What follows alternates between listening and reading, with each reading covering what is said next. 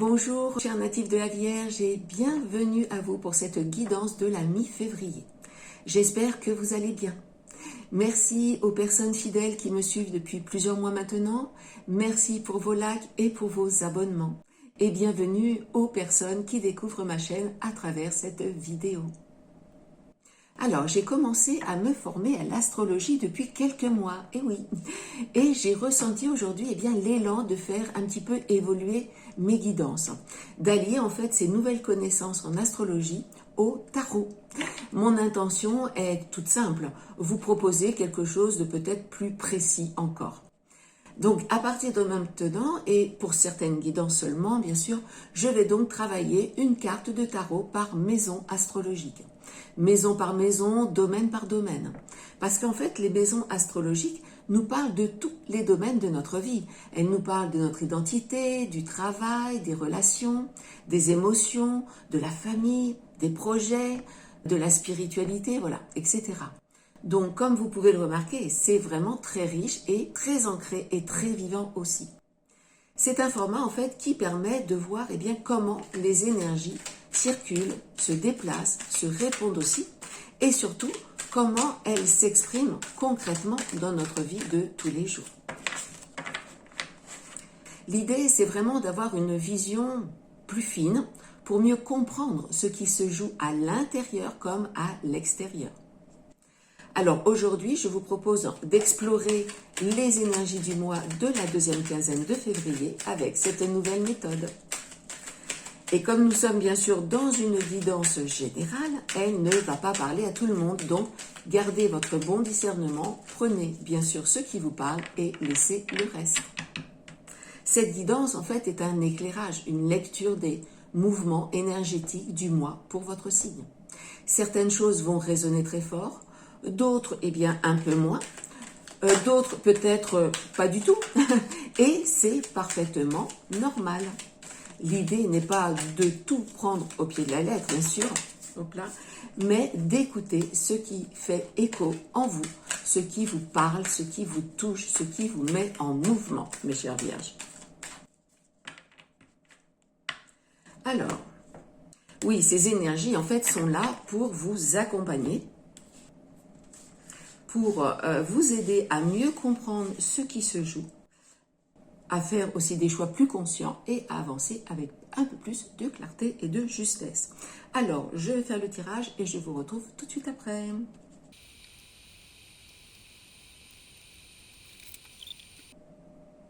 Alors les amis, je vais commencer par dire que ce mois de février va être marqué par des mouvements planétaires majeurs qui apporteront de nouvelles dynamiques dans nos vies.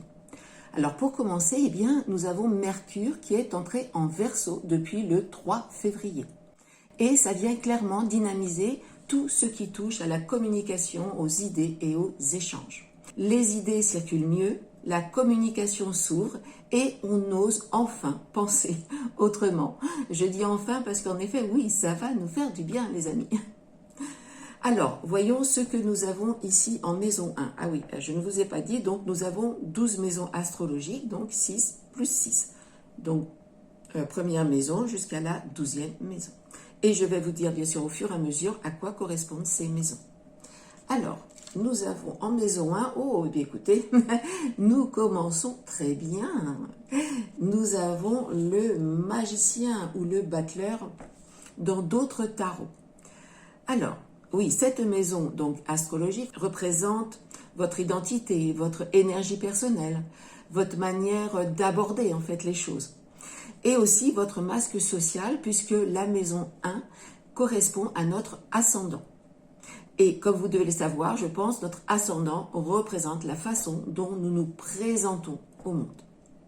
Alors, le magicien, ce n'est pas étonnant. Avec le magicien, vous allez aborder la vie avec une énergie en éveil. C'est l'énergie de la créativité, de l'élan à l'état pur. C'est l'énergie par laquelle les idées, les intentions, les projets se concrétisent dans la matière. Donc en maison 1, cette énergie vient clairement marquer l'ouverture d'un cycle personnel, d'un nouveau cycle personnel. C'est comme si en fait quelque chose se remettait en mouvement à l'intérieur de vous. Avec le magicien dans cette maison, on parle d'un véritable nouveau départ. Il y a un élan d'action, une envie d'initier, de tenter, de faire le premier pas. Alors des opportunités, bien sûr, peuvent se présenter, notamment à travers la communication, les échanges, les rencontres. Et ça fait totalement écho à Mercure en Verseau, qui stimule justement les idées, les discussions, les connexions nouvelles. Vous arrivez aussi à vous exprimer avec plus d'aisance, vos paroles portent et vous savez convaincre, transmettre, vous affirmer. Ce mois-ci, vous bénéficiez d'un bon dynamisme, d'une énergie assez vive. Votre image de vous-même s'affirme et la confiance est beaucoup plus présente. Vous vous sentez plus entreprenant, plus audacieux. Vous avez aussi cette capacité à transformer une idée en action concrète, à utiliser vos ressources, vos compétences, vos outils, entre guillemets, qu'ils soient matériels, intellectuels ou intuitifs, pour façonner votre identité et votre trajectoire. L'envie de prendre des initiatives est très forte avec le magicien. Oser, proposer, créer, initier, transformer, voilà. Vous pouvez vraiment ressentir un vrai désir de démarrer quelque chose de nouveau. De plus, la pleine lune que nous avons eue le 5 février en Lion vous invite à exprimer votre créativité et à rayonner dans tout ce que vous entreprenez. Alors, je dirais ici, le seul point de vigilance sera de rester ancré dans le réel, de ne pas vous laisser emporter par un excès de confiance ou d'enthousiasme, au risque de vous engager peut-être sur trop de choses à la fois, voyez, ou de faire peut-être aussi des promesses difficiles à tenir. Mais en cultivant un petit peu de discipline et en acceptant les retours, les ajustements, le regard en fait des autres, comme une critique constructive bien sûr, eh bien vous pouvez exploiter pleinement le potentiel créatif, dynamique et constructeur du magicien. Alors voyons en maison 2 ce que nous avons. Mais écoutez, nous avons très bien, nous avons le pape. Très belle énergie également. Alors là, c'est vraiment très intéressant parce que le pape vient clairement structurer et canaliser l'élan du magicien en maison 1. Ah oui, alors, pardon, la maison, j'ai pas trop l'habitude encore, la maison 2, en fait, c'est vos ressources, la sécurité, vos valeurs. Donc, l'énergie du pape, eh bien, ça tombe bien puisque elle représente les valeurs, la tradition, le cadre, la cohérence, la sagesse. Il guide, il transmet une vision, un cadre structurant. Il réfléchit, il observe, il transmet aussi ses connaissances, son savoir, en accord avec une vision profonde.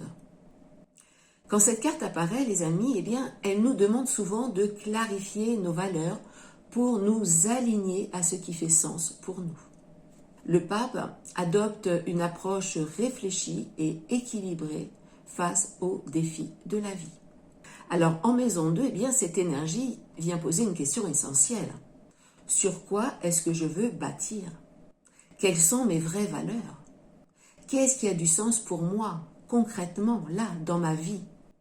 En maison 2, cela parle très clairement de ressources alignées, pas seulement financières, mais aussi morales et spirituelles.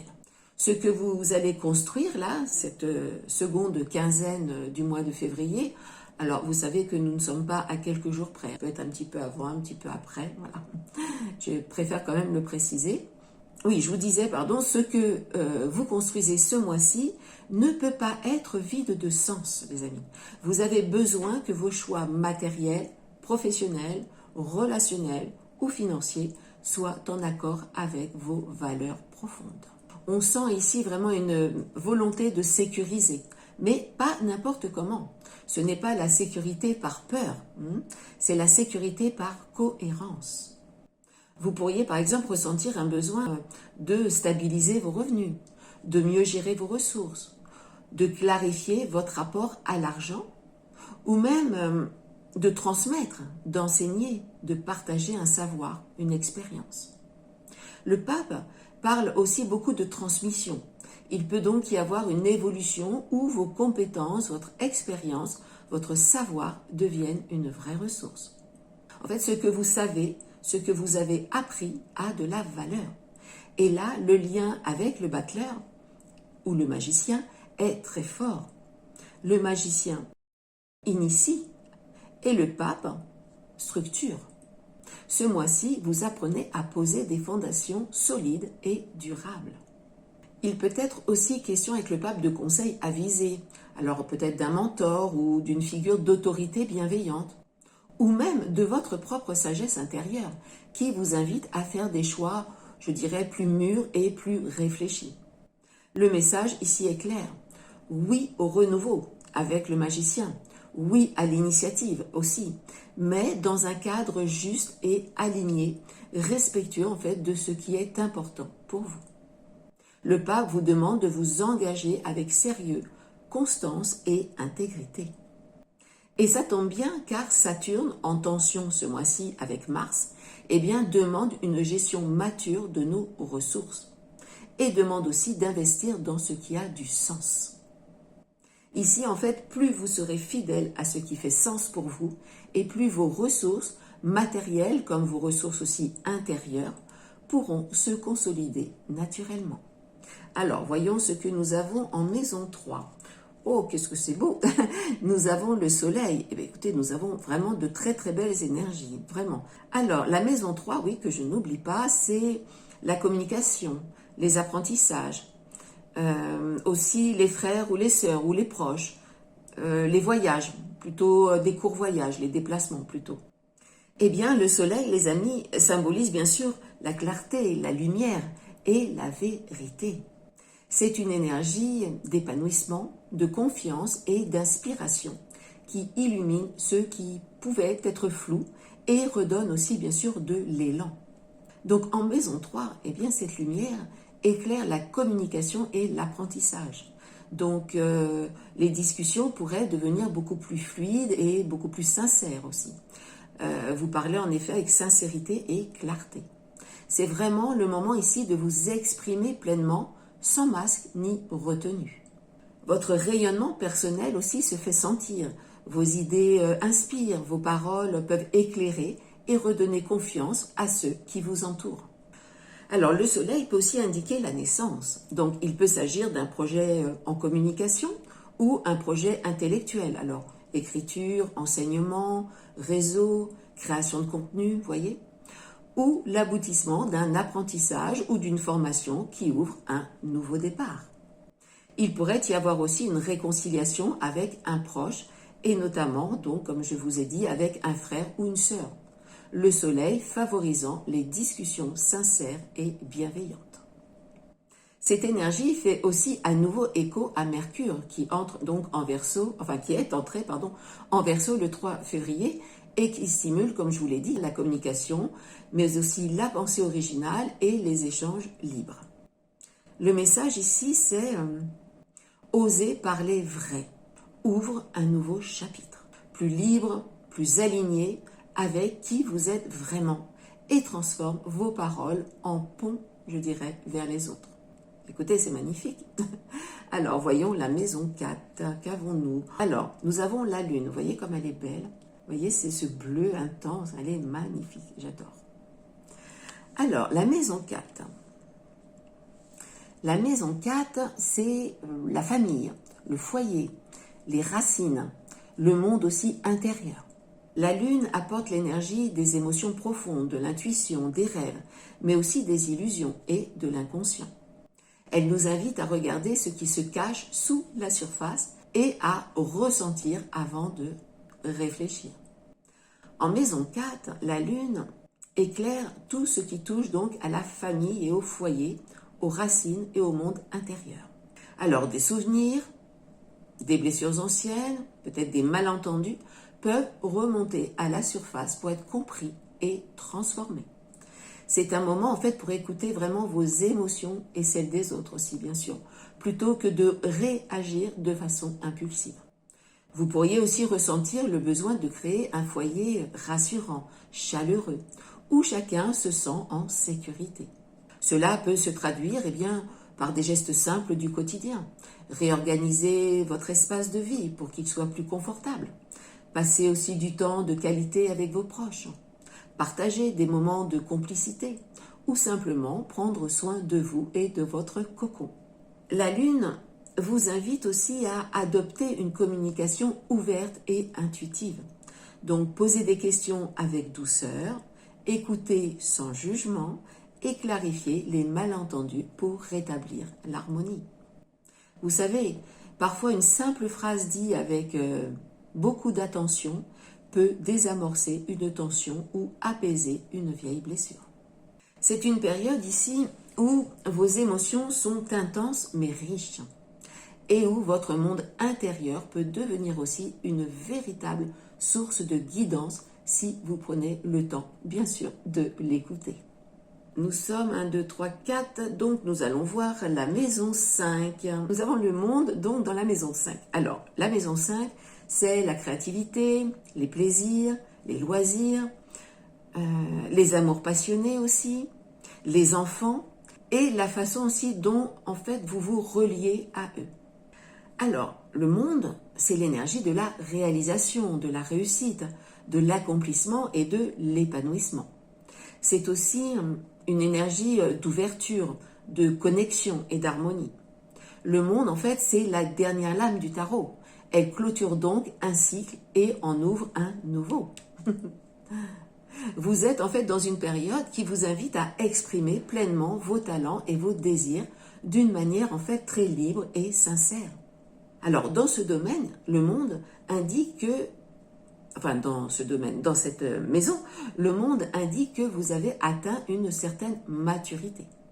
Il peut s'agir de l'aboutissement peut-être d'un projet créatif, de loisirs dans lesquels vous vous épanouissez pleinement, ou de relations épanouissantes avec les enfants ou des jeunes autour de vous.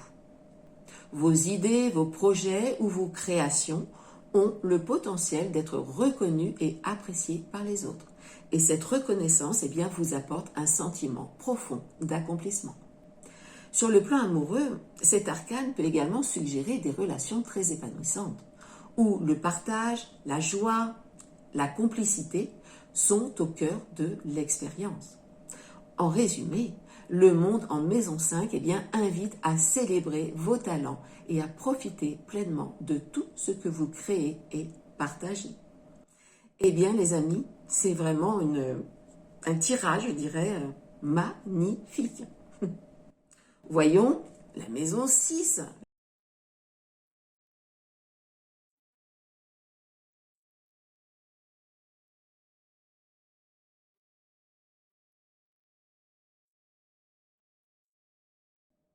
Alors, la maison 6, c'est le travail. Alors, pas votre carrière, mais en fait, comment vous abordez votre travail au quotidien, y compris bien sûr les relations, c'est-à-dire les collègues, votre hiérarchie ou vos subordonnés. Voilà, j'aime pas trop le mot subordonné, mais bon.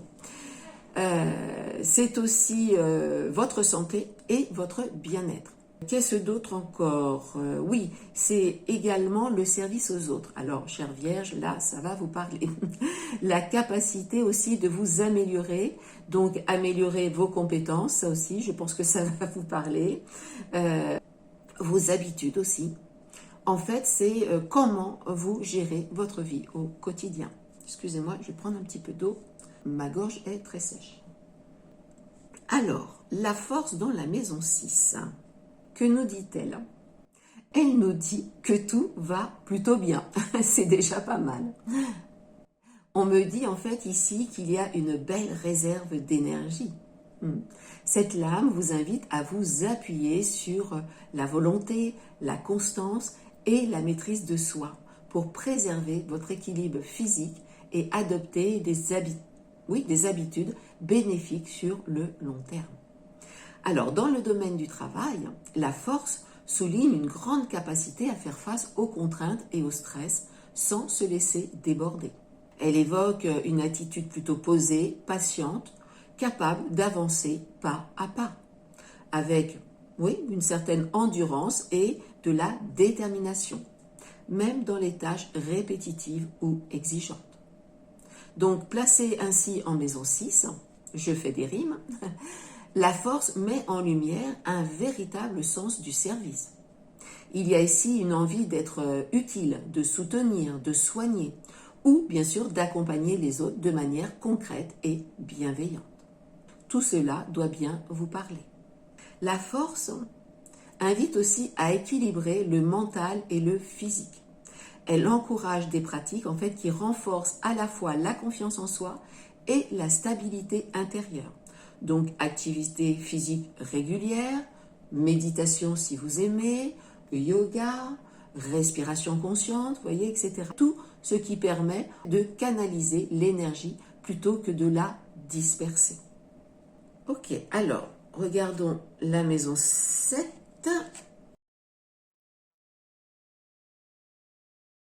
Nous avons les amoureux, les amis. Alors, les amoureux parlent avant tout de choix conscients. Un choix fait avec le cœur, bien sûr, mais aussi avec discernement, en ayant pleinement conscience de ses conséquences. Elle annonce une période où une décision peut avoir un impact déterminant sur votre avenir. Les amoureux évoquent bien sûr la relation et l'attraction, mais pas uniquement sur le plan amoureux. Ici, en fait, on parle surtout de la manière dont vous vous reliez à l'autre et à vous-même, bien sûr. Alors, en maison 7, oui, cette lame met en lumière une période décisive sur le plan relationnel. Une relation ou un partenariat peut évoluer, se renforcer ou demander à être choisi ou, je dirais même, rechoisi, mais en conscience. On parle d'un lien basé, oui, sur l'attirance, la confiance et bien sûr la réciprocité, mais aussi sur des valeurs partagées. Le message ici, c'est prenez le temps d'écouter votre cœur tout en restant lucide. Interrogez-vous sur ce que vous voulez vraiment vivre dans la relation, sur vos besoins profonds et sur votre capacité à vous engager pleinement. La communication sincère et ouverte sera essentielle pour clarifier les attentes, éviter aussi les projections ou les non-dits et poser des bases solides pour l'avenir.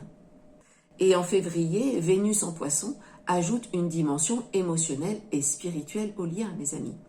Ici, on vous dit donc clairement, choisis avec le cœur, mais pas avec la peur. Ok. Alors, passons à la maison 8. Nous avons la mort, les amis. Ok. Alors, la mort. Décidément, quel tirage. La carte de la mort dans la maison 8. Donc, la maison 8 étant les transformations, les émotions profondes et les cycles de mort et de renaissance. C'est quand même incroyable, non?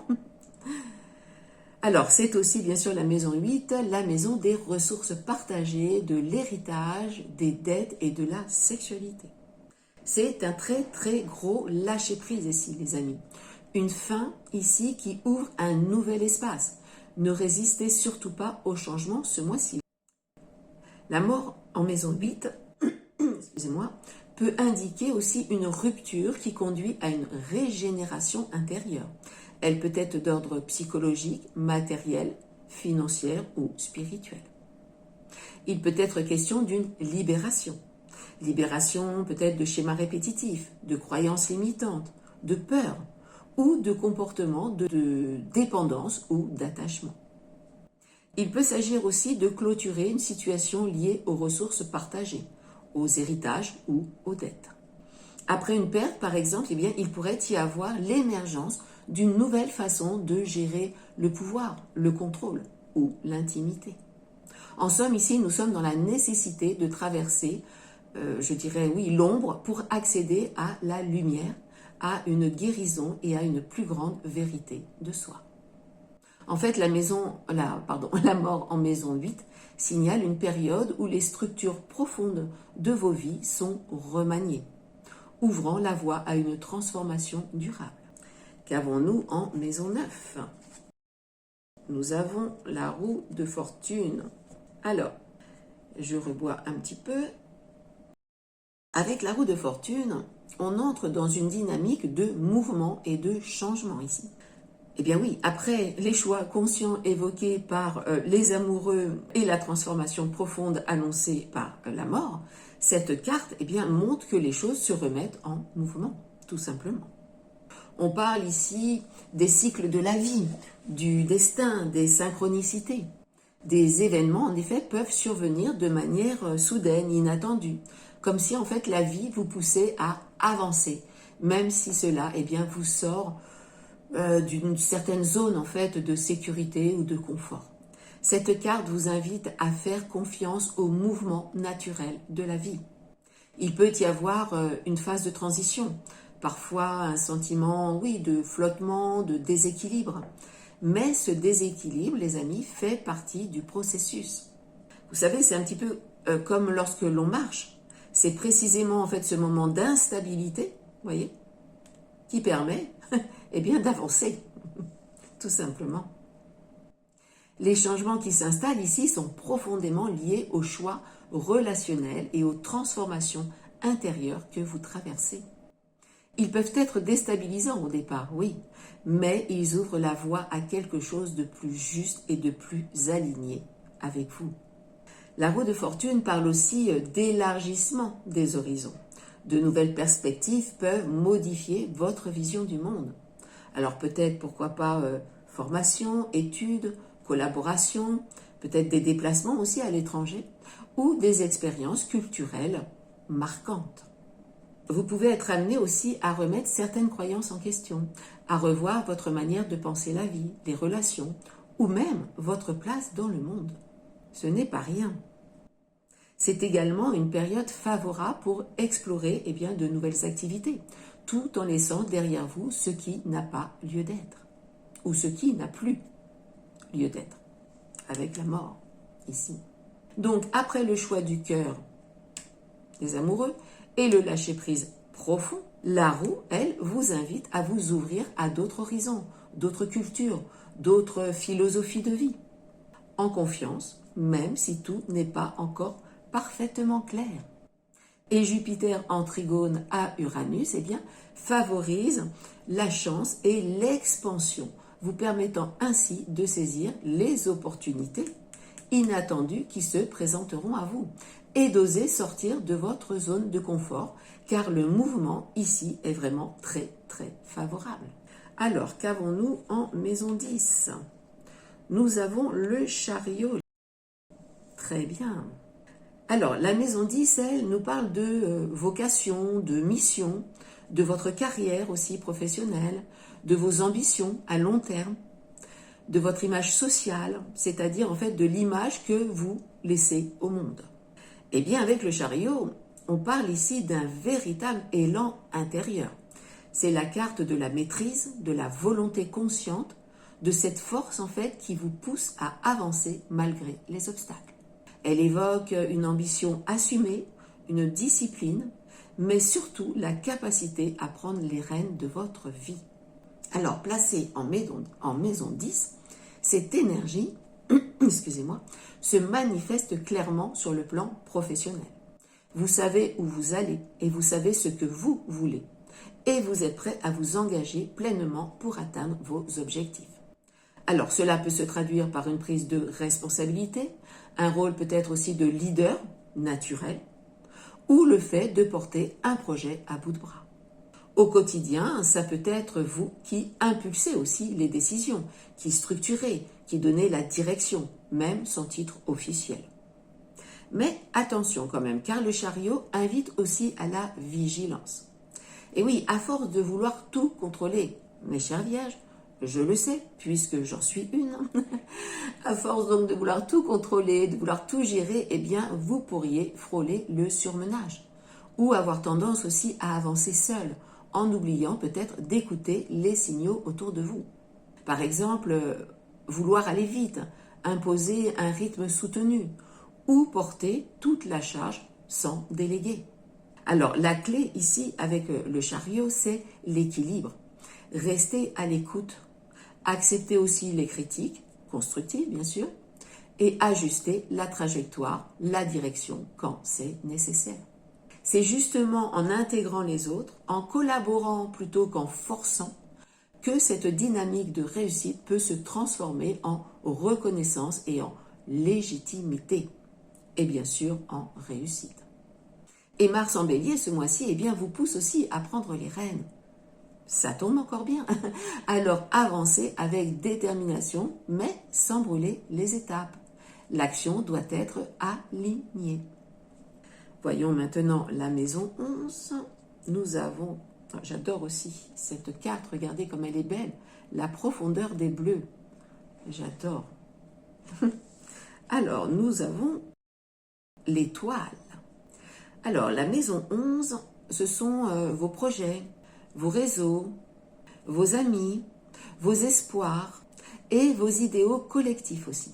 C'est l'endroit en fait où vous travaillez pour le futur. Il est vraiment impressionnant ce tirage. Donc, l'étoile, c'est l'espoir, l'inspiration, la vision. L'étoile, en fait, c'est notre guide. Et l'étoile en maison 11, eh bien, c'est une énergie magnifique. On est clairement sur une vibration d'espoir, de renouveau, mais aussi de vision à long terme. L'étoile, c'est cette petite lumière intérieure, en fait, qui nous montre la direction, même quand tout n'est pas encore visible.